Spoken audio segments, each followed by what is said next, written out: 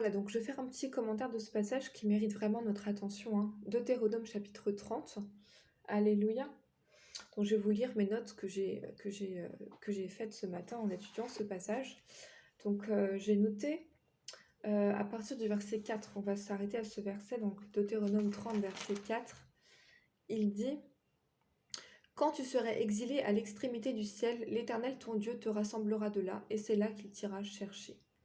Donc il parle en fait du fait qu'une fois que son peuple a péché, si son peuple s'humilie, eh bien il va lui pardonner et le restaurer. Et j'ai noté quelque chose ici.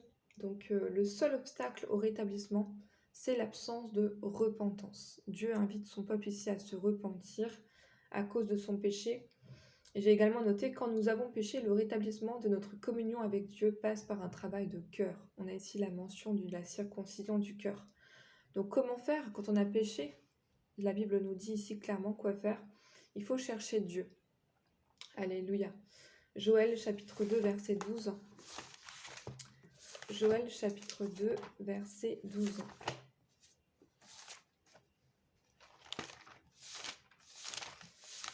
Joël chapitre... Excusez-moi, je cherche mon Joël. Chapitre 2 verset 12, il dit: Maintenant encore, dit l'Éternel, revenez à moi de tout votre cœur, avec des jeûnes, avec des pleurs, avec des lamentations. Déchirez vos cœurs et non vos vêtements. Alléluia. Et donc on revient dans notre passage Deutéronome 30, c'est vraiment une invitation ici à la circoncision du cœur. Quand on a péché, Dieu attend de nous qu'on se repente de tout notre cœur, qu'on est vraiment dans une attitude de lamentation, de jeûne, de pleurs et de repentance.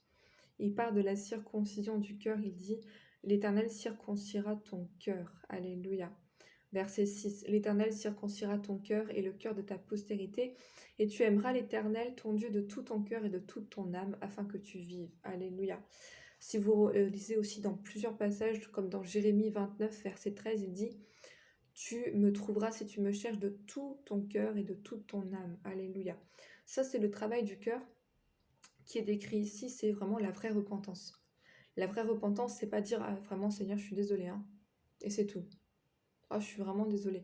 Même nous, en tant qu'être humain, quand quelqu'un nous fait du mal, on n'accepte pas que la personne soit légère dans ses excuses en disant: Oh, bah, je suis désolée, hein. Bon, maintenant, on passe à autre chose. Surtout si c'est une offense grave.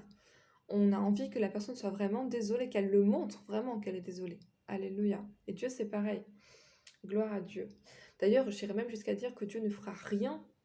En fait, il ne va pas nous rétablir, il ne va rien faire. Il va rester les bras croisés, pardon, si on ne témoigne pas d'une vraie repentance. J'ai trouvé un verset qui est vraiment extraordinaire à cet égard. Dans Osée chapitre 5, oh alléluia, au verset 15, regardez ce que la Bible dit. C'est Dieu qui parle, il dit: Je m'en irai et je reviendrai dans ma demeure. Donc Dieu va rester les bras croisés jusqu'à ce qu'il s'avoue coupable et qu'il cherche ma face. Quand ils seront dans la détresse, ils auront recours à moi. Donc à cause de son péché, le peuple de Dieu est dans la détresse, mais la Bible dit: c'est jusqu'à ce qu'il s'avoue coupable et qu'il me cherche, je ne ferai rien. Dieu ne fera rien. Alléluia. Et souvent comme ça, on est dans une situation de détresse et Dieu n'intervient pas, parce qu'en fait nos situations nécessitent une certaine repentance, dont en fait à cause de notre orgueil, on refuse d'admettre que nous sommes coupables. C'est très facile de dire: c'est de la faute d'un tel, c'est de la faute de mes parents, c'est de la faute de ce qui m'est arrivé, mais au final, Dieu attend de nous une repentance. On reconnaît nos fautes et c'est là que commence le rétablissement. Donc retenez ce verset de Deutéronome 30, verset 4. Il n'y a aucune situation qui est trop difficile pour Dieu et peut toujours nous rétablir si on accepte de circoncire notre cœur. Et évidemment, je vais juste parler de manière élusive de la fin de ce chapitre, très intéressant. Il dit: Je mets aujourd'hui devant toi la vie et le bien, la mort et le mal. Donc Dieu, en fait, nous donne un choix. Verset 16. Je mets devant toi, c'est des passages qui sont connus, je mets devant toi la vie et le bien, la mort et le mal. Donc Dieu nous a donné ce qu'on appelle le libre arbitre. On est libre de choisir. Et j'ai noté ce matin, pendant mon étude, très important, retenez bien ce principe. Dieu nous donne toujours le choix. Dieu respecte nos choix, mais nous devons assumer les conséquences. Je vais conclure avec un verset dans Ésaïe 66, verset 4. Et ensuite, on se quitte pour aujourd'hui. C'était juste une petite réflexion à partir de ce chapitre de Deutéronome 30. Ésaïe 66, verset 4.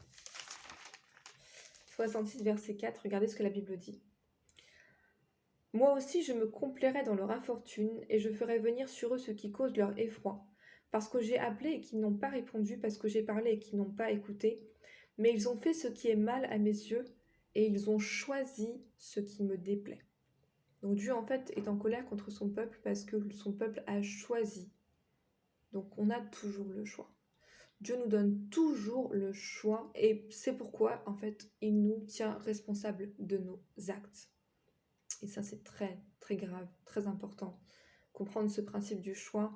Et on va voir demain quand on va lire Deutéronome 31 que en fait Dieu insiste vraiment sur la responsabilité du peuple. Le peuple va être responsable de ses choix et malheureusement on va voir que le peuple de Dieu va vraiment souffrir à cause de ses mauvais choix, de retourner dans l'idolâtrie.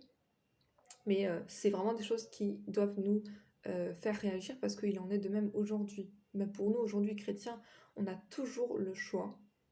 En fait, toute la journée, on a des choix qui se présentent à nous. Et à la fin de la journée, en fait, on doit assumer nos choix. Dieu nous montrera toujours la bonne voie, mais il ne va jamais nous forcer. C'est toujours notre volonté qui est en jeu et c'est pour ça que nous sommes entièrement responsables devant Dieu. Gloire à Dieu. Je vous retrouve demain donc pour Deutéronome chapitre 31 et je vous souhaite une excellente journée.